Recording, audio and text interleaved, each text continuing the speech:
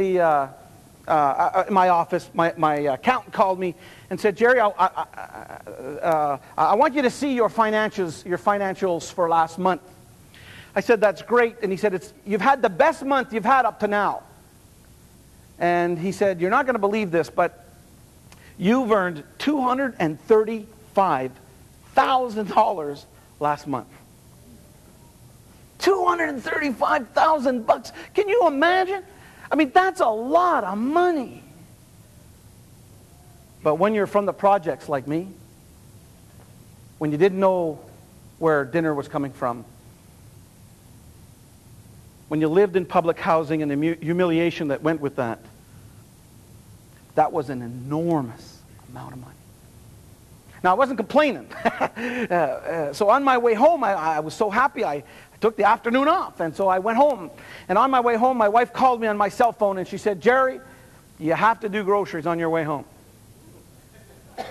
So even though you got a lot of money, you still have to do what your wife says. I mean, you know. Because in my household, man is head of the house. The wife is the neck. Guess what controls the head? So anyway,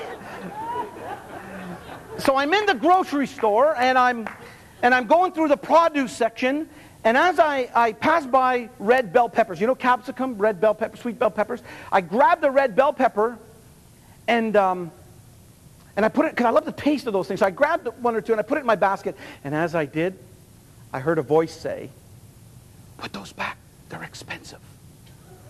And I literally went like that. I kept on going.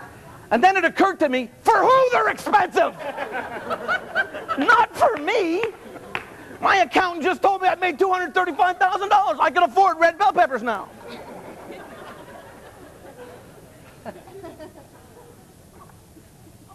But the voice I heard was my mother's voice. And Mama used to always say, when we were kids, when we were growing up, and we'd do groceries like you did when you were a kid, and she turned her head, we would turf food into the basket, and I used to always go for red bell peppers. My mother is dead, but I still hear her voice. And I started thinking, I actually put that thing back. I couldn't believe, and I started to think, what other things do I put back? And do we put back in life? Because we're hearing some voice, even though that voice may be exactly opposite to what your physical reality is.